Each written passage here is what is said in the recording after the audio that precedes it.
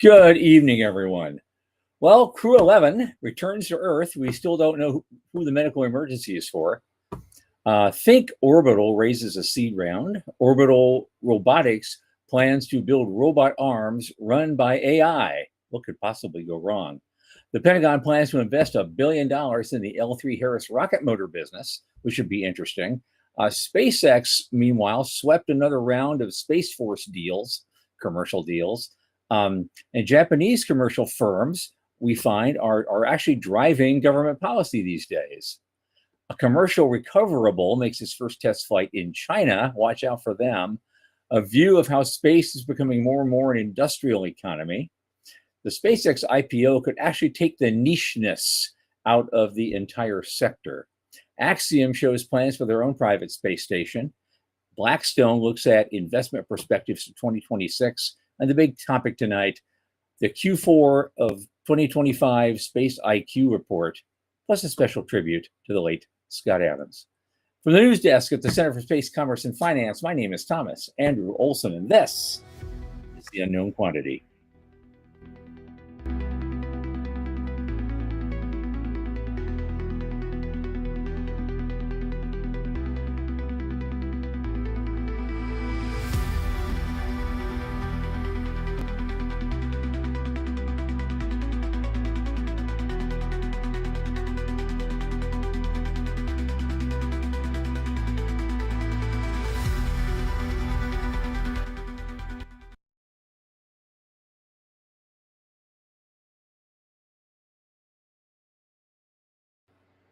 And as you know, this program is brought to you by the Center for Space Commerce and Finance. And what do? Of course, you know. We champion and strengthen emerging space startups and space-adjacent enterprises worldwide through advisory, access, and advocacy. Pitch events and world-class boot camps and more to come fortify startups to be better investor-ready. Now, a lot of our work, especially the podcast, is supported by our listeners and fans like you. Remember, the Center is a 501c3 nonprofit, so just go to our website, cscf.space/support, click that donate button, and drop a little something in the tip jar. Thanks so much for all your help. Now, my longest space friend, Michael Lane, is here with us. Come on in, ma'am.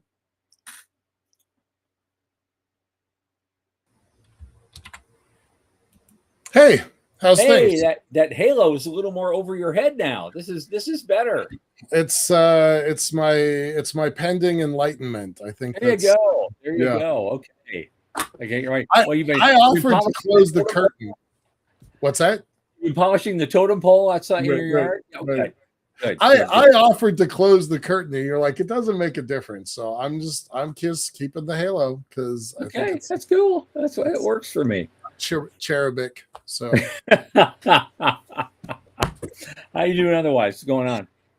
Good. Hectic week. We kind of we had some big stuff happening this week. Our new website's still not working, so that's on me.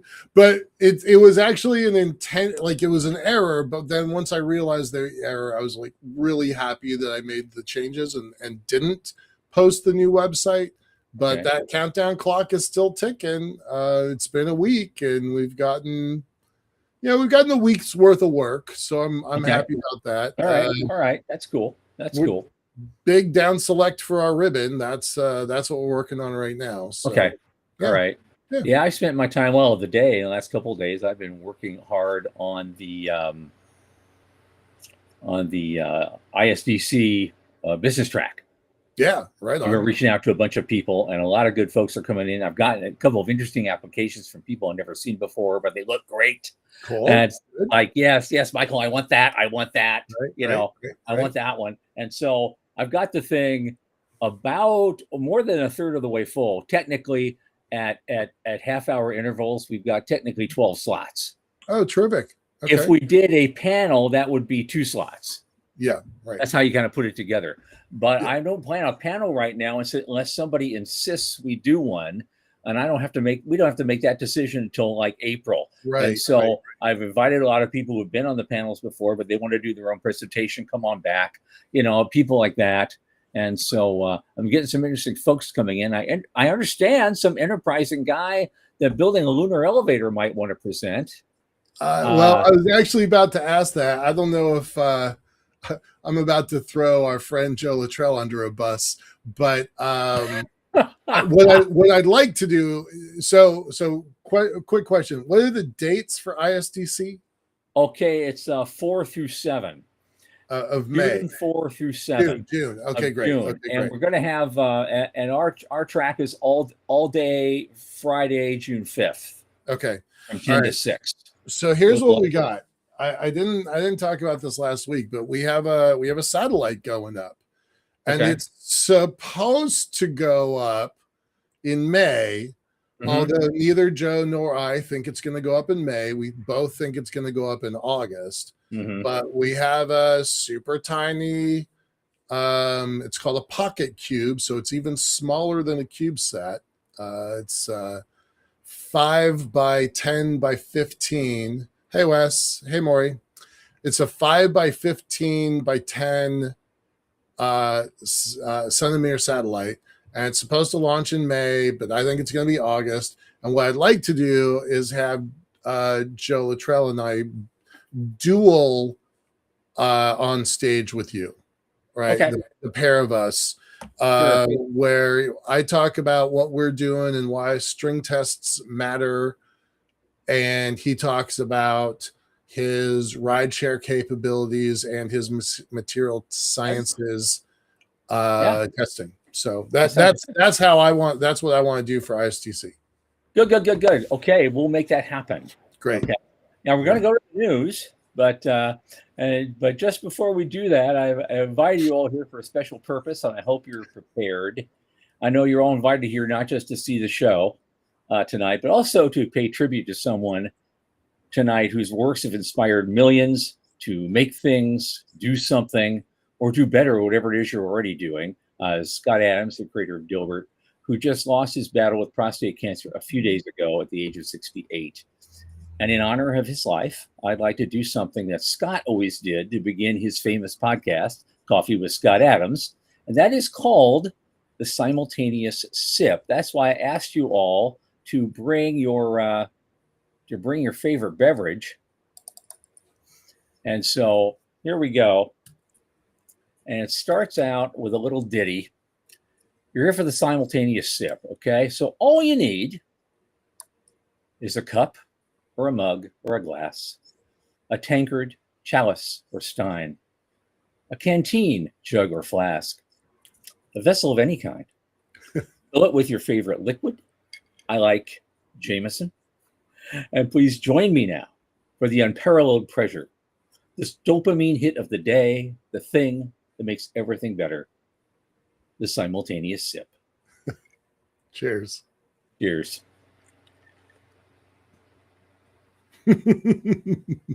Oh, that is the good stuff. And as I said before the show, it's the first time I've actually had a drink on duty.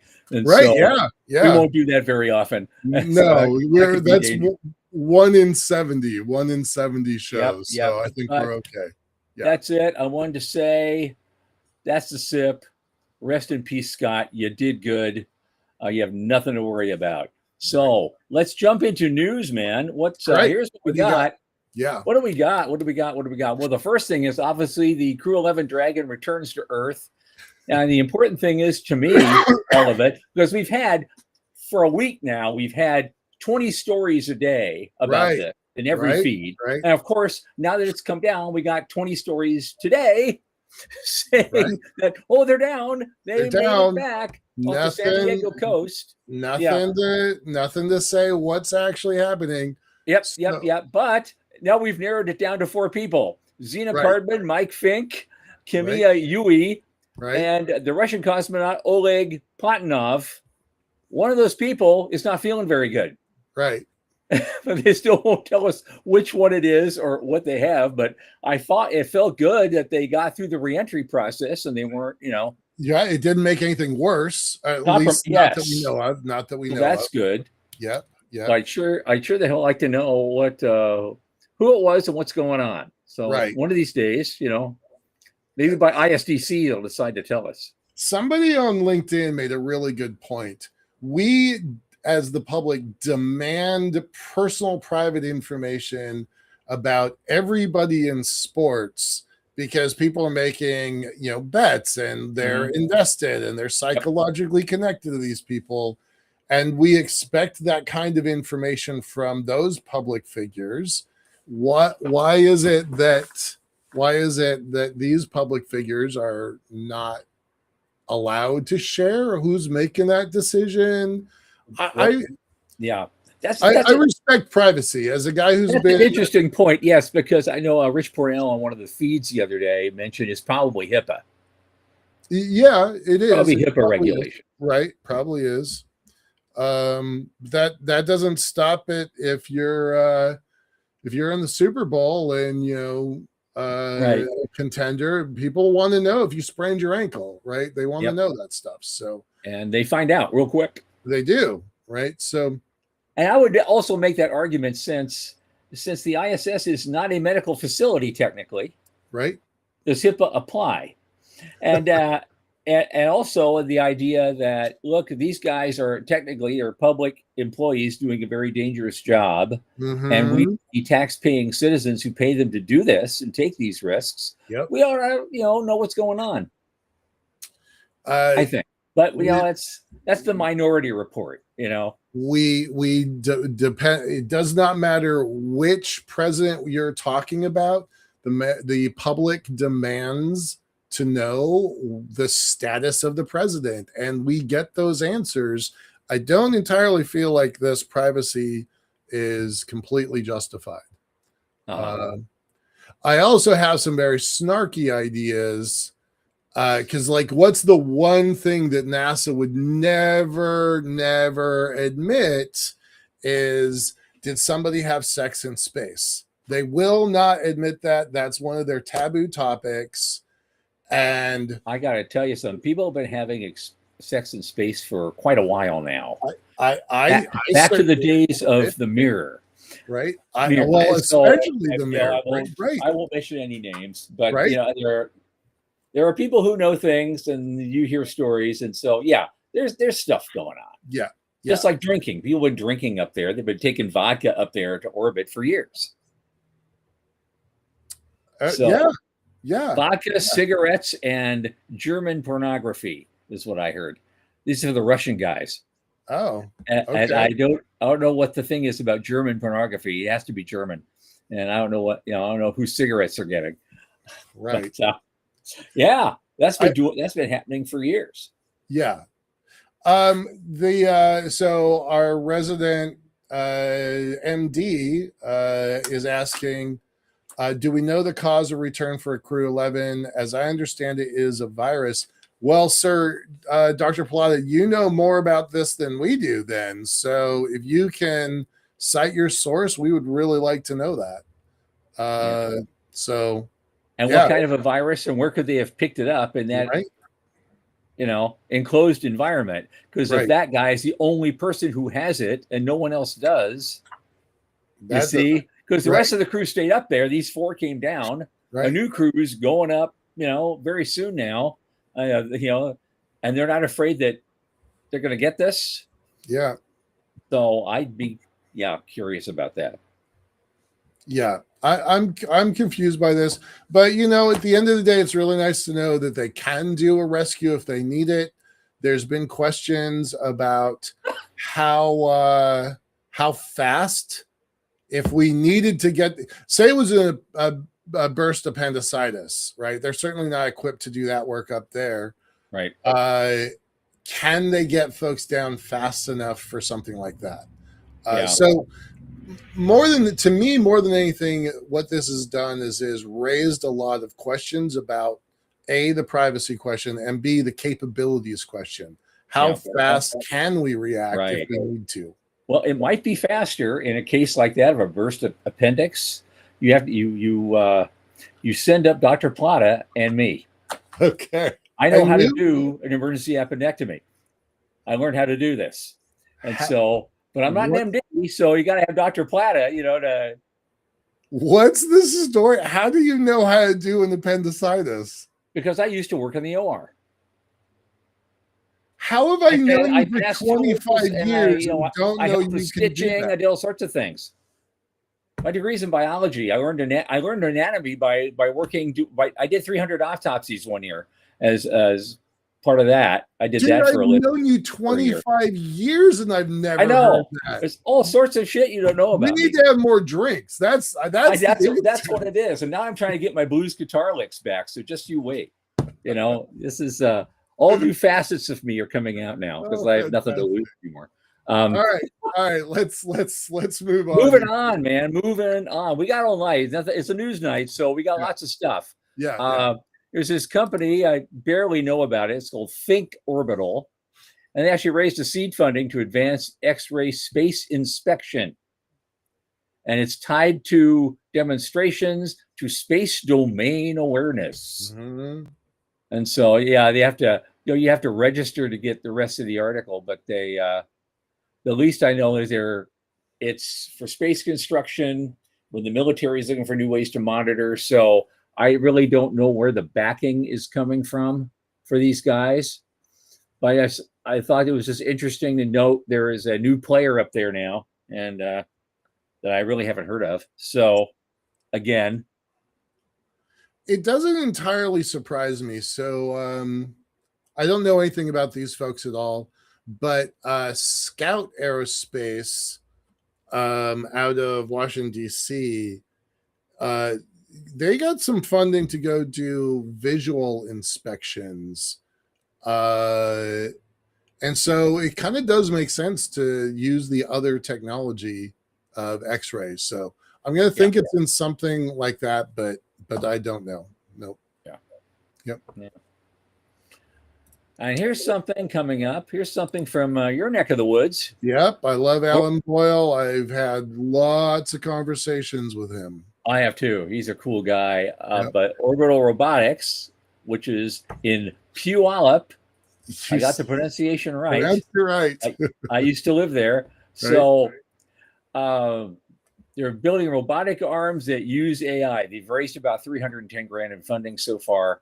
But they're working on it, but Aaron Borger said he's working on a stealthy space venture and an orbital rendezvous project for the Space Force, with a series of missions scheduled in the next year and a half.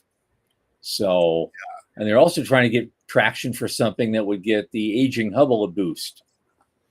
That's very cool. That would be wild. Yeah. Absolutely.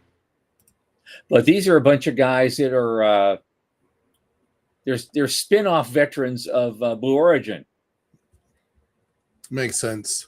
Just like you got spin-off guys from SpaceX and forming their own companies, I guess.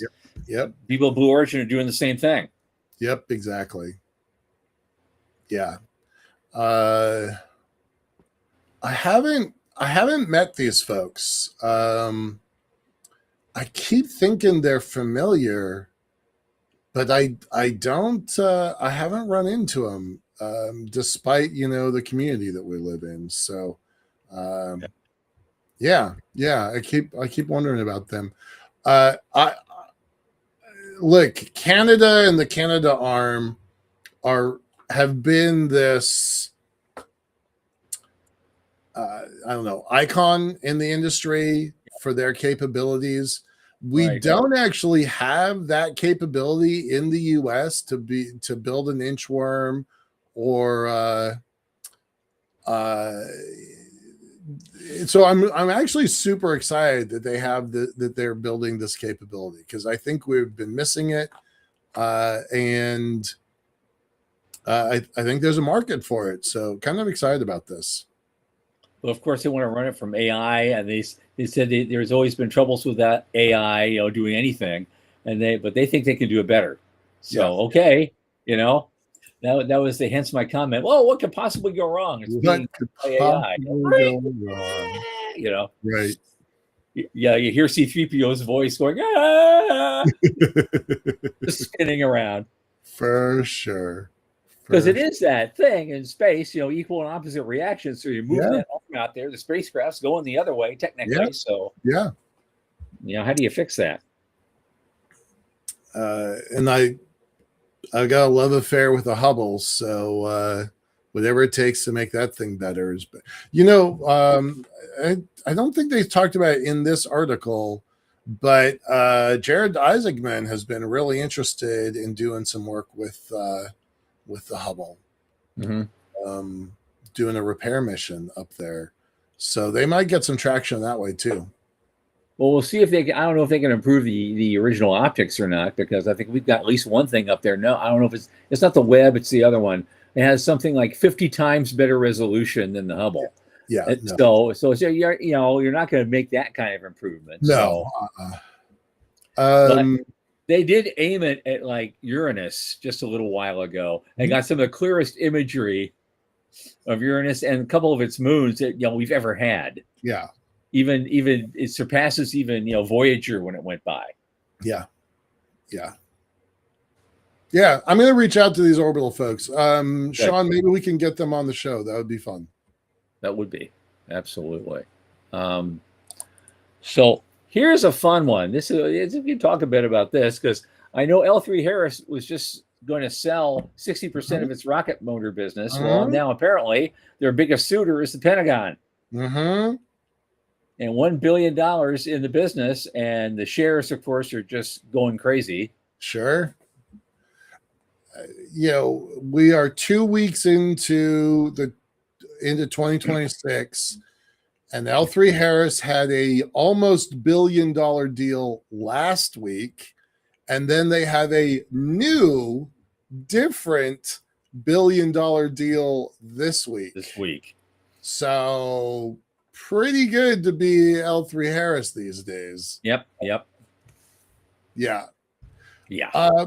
That's what I was having this conversation with Sean earlier today. That's the headline, and I get why it's a headline, but the piece that I don't think is really getting enough attention is that this is a government. There's a quote from the article. The Pentagon will have an ownership stake in a company that regularly bids on major defense and other government contracts. Yep. We talked about this a couple months ago, right? A couple weeks ago, that the administration is taking active roles. Now, this is the third one that I've been tracking. They took a role in two different mining companies. And Intel, the big one at Intel, and this is the third one in defense. And so this is a de facto sovereign wealth fund, whether or not it is declared and has a policy behind it or not. I said when the Intel deal happened, this is gonna happen in space, and here we are. Ta-da! I don't think this is the only one. I bet you this happens a couple times this year. Yep. Well, it could be a couple times a month for the rest of the year. Who knows? The rate they're going, it's just amazing to me. I think we didn't report. I think last year we didn't report our first $1 billion deal until like March. Yeah. Here it is. 2 weeks into the new year, we've already got one. Right. There's no end in sight. Yeah.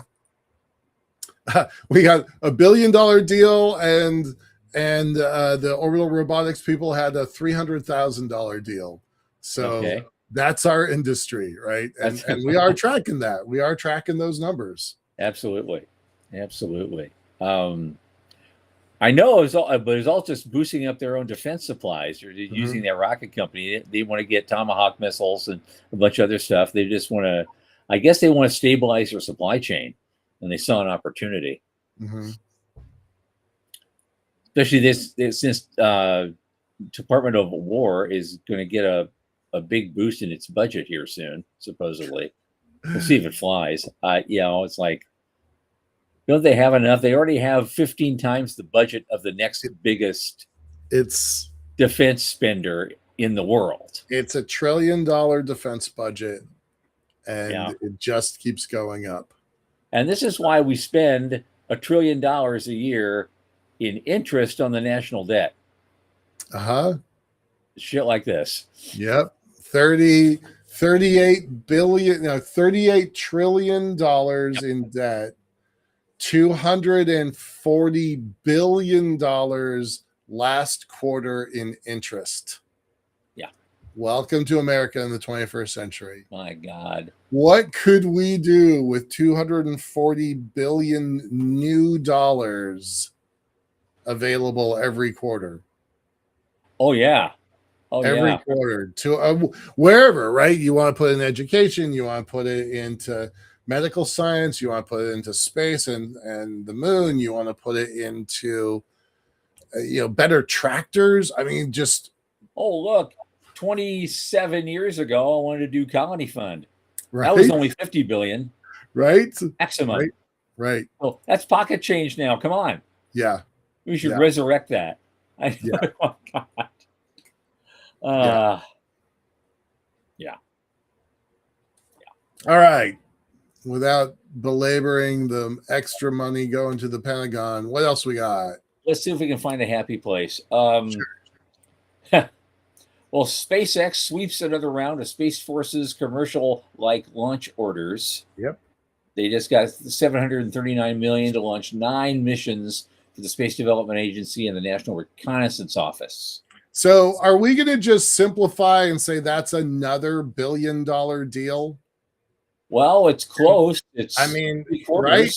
It's it's a rounding error at this point. So we're 2 weeks in and we have $3 billion deals in 2 weeks in, right?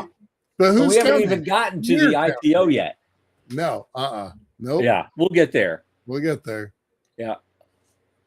Yeah. Not a bad business if you can get a $739 million launch to launch 9 missions for the Space Development Agency and National Reconnaissance Office over the next 3 years. Over the next 3 years. So basically, it's only $250 million that'll be getting paid this year. A deal's a deal. It's a deal. It's a deal. Yeah. Yeah. Wow. Mm-hmm. Wow. Good for them. It's pretty good to be SpaceX these days. I mean, I might have some heartburn around the guy, but I love the company. Mm-hmm. Well, I still think of Win. My hometown Blue Origin. They're still my favorite space company, but you got to give it to these guys. You really do. Uh-huh. Yeah. And so I'm looking at this thing, and I don't know how we can dig into this. You've got this stuff that's going on, and a lot of private sector companies. Well, they had in Japan for years and years. They had, basically a big box kind of policy. Yeah. And their basic space law was fundamental legislation for non-governmental activities. But they wanted to expand investment beyond rockets and satellites or basic enabling technologies and a more comprehensive utilization of space. Well, then they had a Space Activities Act in 2021 and a Remote Sensing Act and a Space Resources Act and all these things. But it's really the commercial firms as a result of this are starting to, take the place of the defense industrial behemoths. Mm-hmm. And they're struggling for business. But unlike the U.S., even their commercial ecosystem faced much stronger headwinds with a less defined policy environment, and unfriendly business and capital environment, and a smaller domestic market. But that's all changing now in the last few years because of all these different acts. Yeah. And the case studies they show is Astroscale. That's one of the largest commercial firms. And they have subsidiaries in 3 different continents, and it's a global leader in servicing and debris removal. Interesting.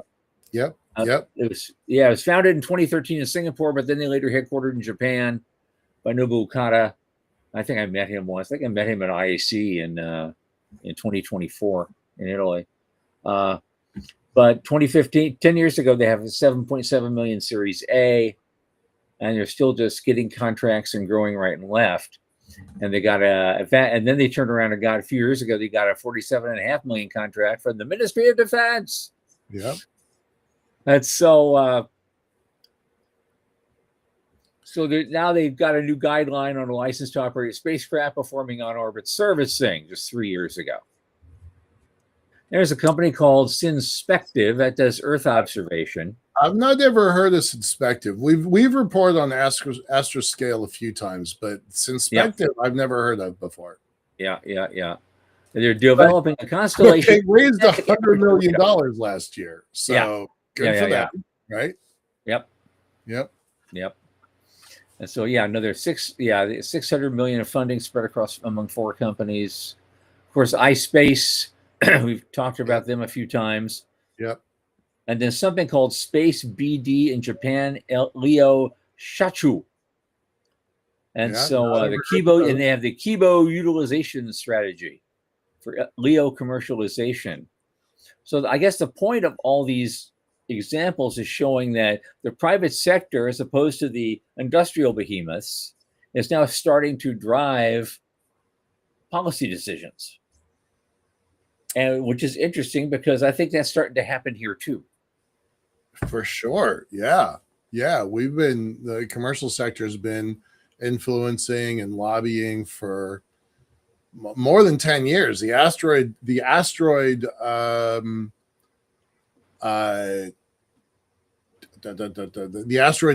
that both Wes and Kamisha talked about Monday, we've been lobbying stuff. Commercial has been lobbying for stuff for a long time, but it is just starting over in Japan. Not to put Morty on the spot, but he just came back from Japan a couple weeks ago, and I bet you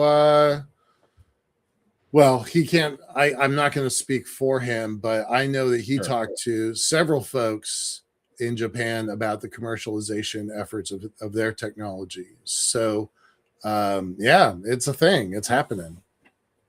Okay. Yeah. They also cloned our SBIR program.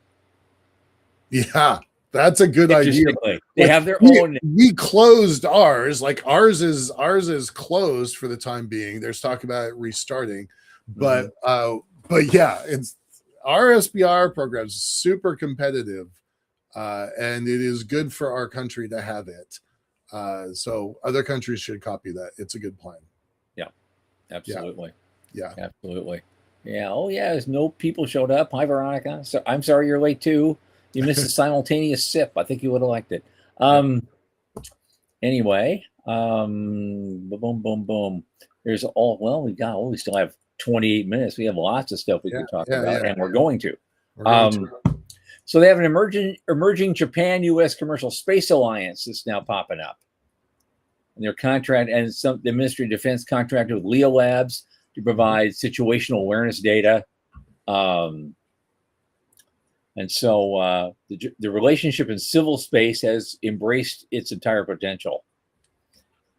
And the marquee partnership, of course, has been the ISS.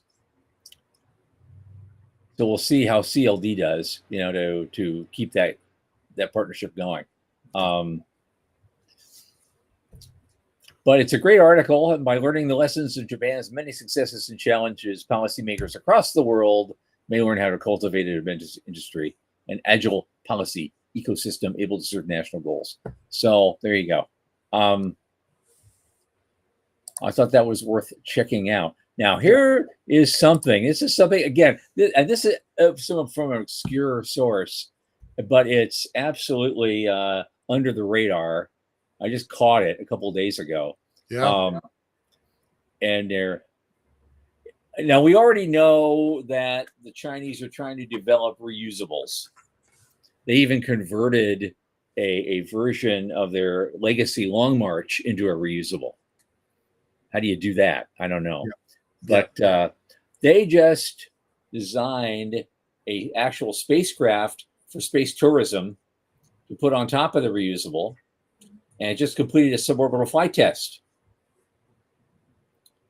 And it landed successfully with a parachute recovery system. It was retrieved at their launch center, but it demonstrated reentry deceleration and completed the verification of a recoverable payload module. which you kind of need if you're going to really do it all. So they're pushing hard at private or semi-private, with their government, semi-private reusables and tourism activities. I don't know how it's going to work. Our producer Sean and I were talking offline. He's putting together a report. There's some pretty interesting stuff happening. We talked the other day about total launches, America, different places in Europe, China. The Bryce came out with their reports just a couple weeks ago, and they kind of showed as like American dominance, uber alles, right? But that's really just one company doing the heavy lifting, no pun intended. And our other 9, contenders are only doing a small fraction of that. Whereas China does not have the one big behemoth, but they have a lot of small players that are all doing their own thing. And when those folks pick up their cadence, there's a path where they can get ahead of us, leapfrog ahead of us, just because they have 6 or 7 or 8 or 9 functional launch companies that are all going to orbit. So I'm watching this very carefully because I don't necessarily think we have the lead that we think we do. Yeah. We have 2 that can go orbital and get them recovered. So good job, Blue. But we need more than that. If we're we do. Stay in the front. If we're absolutely. Okay, this I know Sean wants us to get to the point. We've got a few more things, but one thing I can just gloss over really quickly. The next one, it was an opinion piece and was co-authored by Richard Harrison and our own Pete Gerritsen, who we know really well. Yep. About space becoming an industrial economy. Yep. Now, as opposed to just a government thing. And of course, he talks about, he leads off with JP Morgan announced a $10 billion investment plan, for the next 10 years. But I can't go very far with this because they got a paywall. They're giving me a bad time. But if you have a space news account, we'll give you the link, and you can log in and read the whole thing. It sounds like a really good article, and I wish I could finish it, but I don't want to pay $25 a month or something for that. Because if I paid everybody who wanted to register, I'd be sleeping under a bridge. I swear to God. Right. To get everybody. I'm thinking of starting a business where we do like the cable TV model, and you get 35 pundit sites for $35 a month. and you get inside access to all of them. That'd be awesome. That may have legs. I don't know yet. I'm still researching it. Now, the same thing is here too for me. It's all of a sudden I had all these articles. I was looking right at them just a few days ago. Now all of a sudden they're cutting me off. Maybe you can see this. The next one, I actually wanted to talk about this a little bit because the guy's saying that SpaceX's IPO will make space investment far less niche, which is really, really good because it seems like it's not such a out there market anymore. It's getting closer and closer to like just everyday investing. Okay, yeah, here's the space sector, and here's this sector, and here's that sector, and they're all kind of coming the same. And you're probably the reason you're going to find out why is not just from SpaceX's IPO, but what we're going to talk about a little later, which is the Space IQ report, which shows just how much investment has gone into the sector last year. So moving on again, Axiom. Now, Axiom, also the same thing. Axiom Space details a plan to build a space station. There's probably other places you can find this. I was sent this thing, and now it's cutting me off again. It's the third time now. I get Right. the full article, then all of a sudden it disappears. It's like, come on. Right. We had this up. This was loaded a few minutes ago. Yeah, subscription required. No. I'm not going there because it sounded like such a good thing. We'll find it someday and share it with people. Yeah. But the last one well, before we go to that, what do you want to say? I'm sorry. No, go ahead. No, but the last one on my list is just this is the guys, Blackstone. Yeah. Sent their 2026 investment perspectives, and they will let you download that PDF for free. It's a fascinating article. It's like 20 pages deep, so we don't need to go. But there is so much in here. It's not about space, right? That's not what it is. This is who they are as an organization with $1 trillion under management. Mm-hmm. 13,000 real estate assets. So what they did is they basically took their view of America and built a report. Like, this is what we think is happening here. And it is a fascinating report. They're like, we're not in a bubble. Stop talking like it's a bubble for AI. We've only just scratched the surface. Now, keeping in mind, they have $1 trillion that they are obligated to deploy. So they have a vested interest in saying everything's fine, everything's fine, everything's fine. Because they want to get more money to invest. Well, sure. But these guys are really good at what they do. They've been doing it for a long time. So this report, 20-page report, absolutely fascinating. I spent a lot of time on it. Comparisons to the earliest days of the internet, comparisons to the earliest days of railroads. Just one data point. During the dot-com days from 97 to 2000, CapEx as a percent of revenue was 400%. Right now, the big hyperscalers, the 5 big hyperscalers, CapEx as a percent of revenue, 25%. So 16 times what we had at the dot-com. So considering it from perspective of a percentage of their revenue, it's not a bubble. And that's the first number that I've seen that's like verifiably concrete. It's like basically says, don't worry about it. And I don't know if I'm going to regret those words, but that's a number that makes a lot of sense to me. Yeah. Well, when you got $1 trillion on the line, as you said, that's, but their takeaway, but they didn't put the key takeaway out here. And so there's right now, like, as you say, AI is rewiring the landscape and driving a multi-year CapEx cycle in data centers, power chips, and connectivity, funded largely by cash flows and not debt, surprisingly. Yeah. So crazy. Growth is resilient but uneven. Cooling inflation is giving central banks room to lower interest rates. So falling borrowing costs is going to make a big difference. Yeah.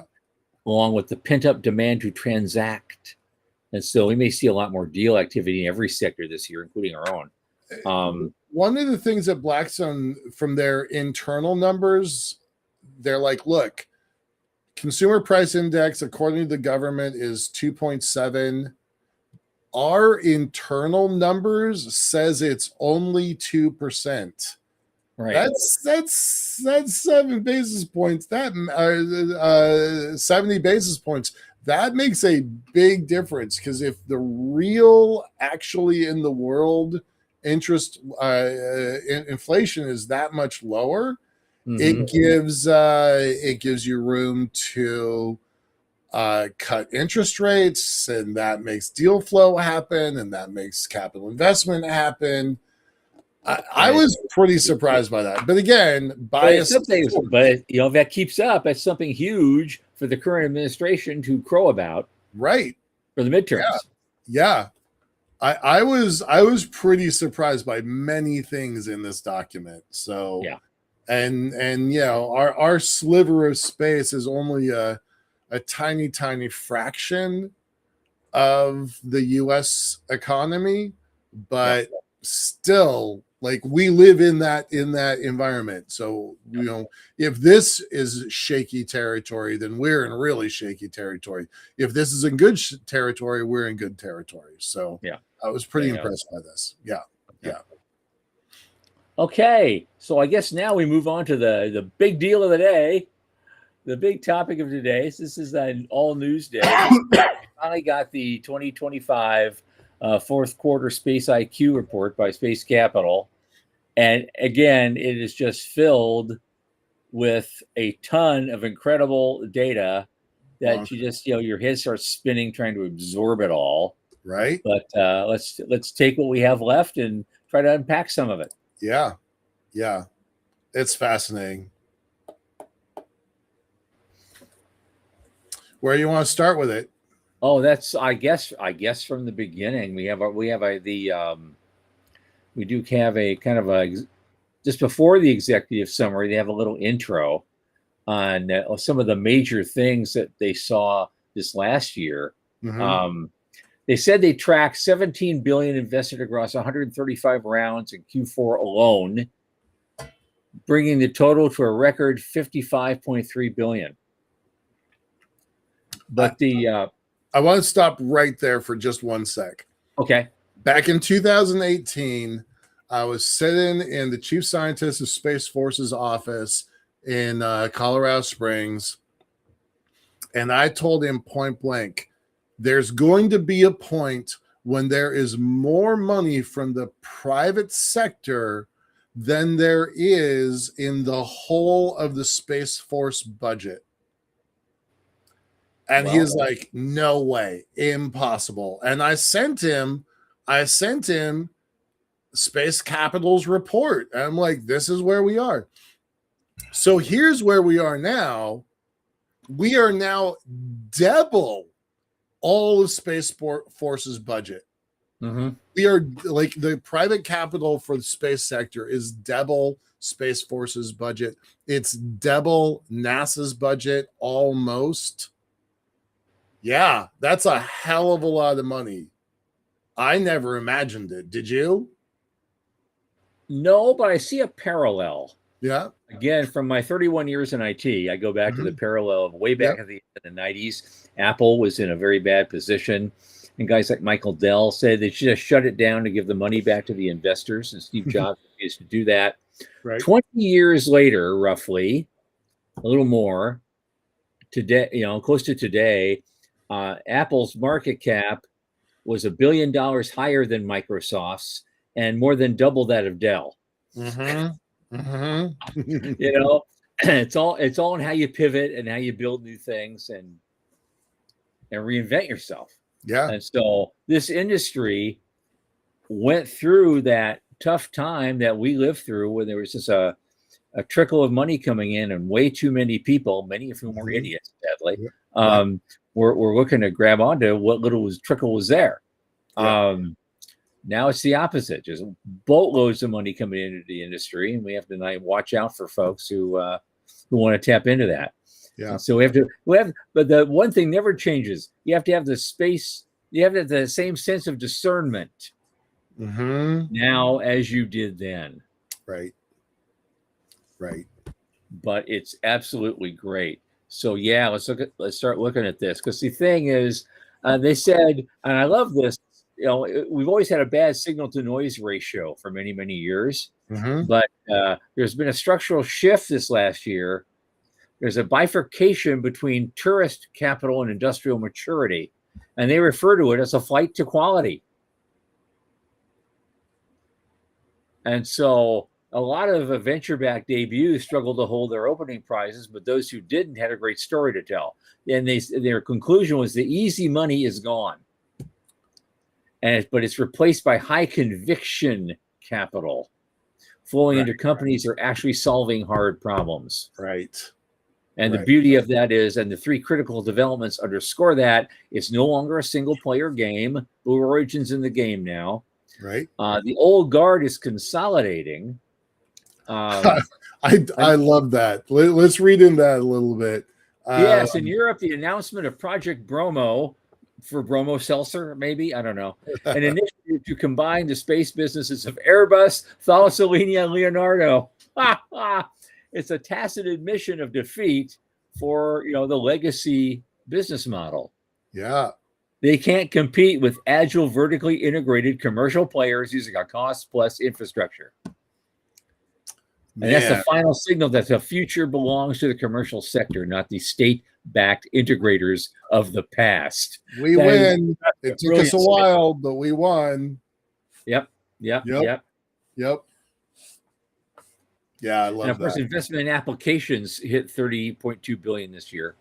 And a lot of it was geospatial intelligence and a lot of other things. And so what I thought it was kind of clever what they said. They're witnessing the convergence of space and AI. Because they're doing that, Earth observation is no longer about static imagery. It's about feeding proprietary data sets into world models. Yeah. The market has finally realized that you cannot build a model of the world without actually looking at it. I love their language. Yeah. And we'll go to the outlook later, but there's so much stuff to unpack here. Yep. 55.3 billion equity investment in 431 companies. 17 billion of that was in Q4 alone. And they're split between what they call infrastructure, distribution, and applications, which you'll see a lot about. Yeah. But there also were 91 exits. There were a bunch of exits, but the exits were 90. There were 91 acquisitions last year. 8 IPOs, and the revenue multiple for the IPO is a median of 9.2x. Let that sink in for a minute. Wow, that's pretty interesting. I did not catch that detail.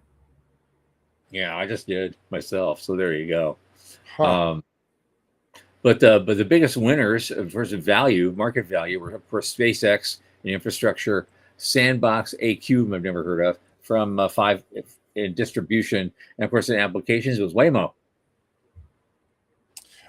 I'm a little surprised to see Waymo in there. A little bit. They're the self-driving car guys, right? Yeah. I've always kind of thought that made Space Capital's numbers a little fluffy because they do include what I consider to be pretty far downstream, secondary and tertiary. SpaceX could not exist. Sorry, what am I saying? Uber could not exist without space assets. Waymo could not exist without space assets. Exactly. But it doesn't really seem like they are space businesses. So I feel like that's a little misleading, but I understand why they do it because again, couldn't exist without it. But because they want to separate that out. Application. It's just for real world stuff using space assets. So I get it. And of course, there's a lot of pie charts and bar charts, and sometimes you can actually make sense of them quickly. Other times, it's like your eyes glaze over. Like, what am I looking at? Right. But so you have to take more time than we have here to let that sink in and dig into it a little bit, and then they start breaking it up into infrastructure, and there's just a ton of stuff. A lot of Project Prometheus had a Series A, $6,200 million, that's $6.2 billion deal. Did we mention that before? I don't think that's ever even come up. I have not ever heard of Project Prometheus, and I was like, I need to look that up. Yeah. That's a Jeff Bezos-led venture applying agentic AI to the physical economy with a focus on engineering and manufacturing, and they raised a massive $6.2 billion round. Wow. Yeah. Totally off the radar. Yeah. completely did not follow that at all. Yeah, Sean makes a point about it's a little imbalanced, because the infrastructure side, we've talked about spaceports and a lot of different topics around spaceports and infrastructure. It's not necessarily getting the amount of capital that those follow-on applications are getting, and I feel like that's going to become a problem. That's going to become a bottleneck. Yeah. I particularly am interested in this the emerging industries section, much smaller, but that's kind of where we live, right? The smaller companies that are starting to do some interesting stuff. Lone Star, our friends, Lone Star are on that list. They pulled in 7 million. Axiom. Yep. So that's kind of cool to see. Yeah. And look, Sean, on page 10, you got stations, lunar, logistics, and industrials. It might be the smallest chart in their in all of their charts, but we made the chart, so pretty happy about that. Yeah. We lunar stuff doesn't usually get on the chart at all, so I'm going to take the win. Absolutely. Yeah, absolutely. And then of course we again we get into applications, and we talked about Waymo, but there's always also the specialized hardware and software that utilizes data from space-based access. So you throw Uber in there, and as you said, and Waymo. But there's also these physical intelligence. We just talked about them. They got 600 million. That was the top deal this quarter. Quantum systems, I know them, but the rest of them I really don't know much about. Yeah, it's so wild. We would go to meetings and conferences, and we would know everybody in the room, right? And now, multi tens and $100 million companies were like, who is that? Well, you know what, though? I just saw this thing on applications in particular, is that Series C wins the day in 2025. Yeah. There were more deals in Series C than anything smaller. And so that just makes their point that this thing is becoming a mature industry. I'm gonna harken back to the Blackstone report. It used to take 3 to 7 years for a company to go public, and the average age of a company going public the last year was 14 years old. So they do need these giant Series C's, D's, LMNOPs, because they're not going public yet. Right. That makes total sense to me. Yeah. Well, we went through a dry spell. There was hardly any IPOs at all in any industry. Because they added all those extra regulations, and no one knew what to do about it. And I don't know if the regulatory environment is eased up a little bit that makes it worthwhile to do an IPO again, or they're doing the IPOs that are just so damn big you can afford to pay the regulatory tax. If SpaceX really does a $1.5 trillion IPO, that will be the vanguard. That'll tell people what they can do and what they can't. I'm hoping I don't have to wait till I'm a $1 trillion company before I IPO. Well, maybe that's what it is. You just told us all last week that you could do this for $350 million. Yep. But that wouldn't make us a $1 trillion company. That would make us a multi. I've got an article I'm pondering writing that says decacorn or nothing, which Like Okay. we have to be 10 unicorns in order to succeed. Wow. Right? I know, right? Like that's pretty daunting. Anyway, I don't need to get into that a lot of detail, but that's why, on Monday we went into that so deep about the legal, aspects yeah, of you claiming a chunk of L1, right, yeah, yeah, as the head terminus for the elevator. yeah, yeah. That will make us a unicorn, but it will not make us a decacorn. It will not make Yep. us $1 trillion in valuation. So Right. I yeah, get it. right on. It was interesting though, just as an aside, briefly, because remember when Dallas Beanoff was on here and says, "Well, that elevator, it has to dangle, it can't actually touch the moon, and be rooted there and fastened." Well, we'll have to talk about this after the show. I think I figured out a way around that. Okay, all right. It's gonna be. I think it's tricky, but I think it could work and be made mostly with lunar materials. So there you go. Cool. So, what other part of this sends you? It's 6:00. Yeah. Oh, yeah, it is. I just went to the next page. What is the You're next like, page? oh, let's keep going. The path to exit. Yes, sorry. We have the path to exit, and Sean is screaming. Sean's doing the silent scream. Right. And we could do a whole lot more with this, but it was a lovely news night, and the time actually went very, very, very fast. Yeah. So let me say this. I have my final. Yes. Our guest Monday is Dr. Ajay Kothari, who's back with us to presumably discuss cheaper alternatives to reach the moon, Mars in a shorter amount of time, and maybe make a little money while we're doing it.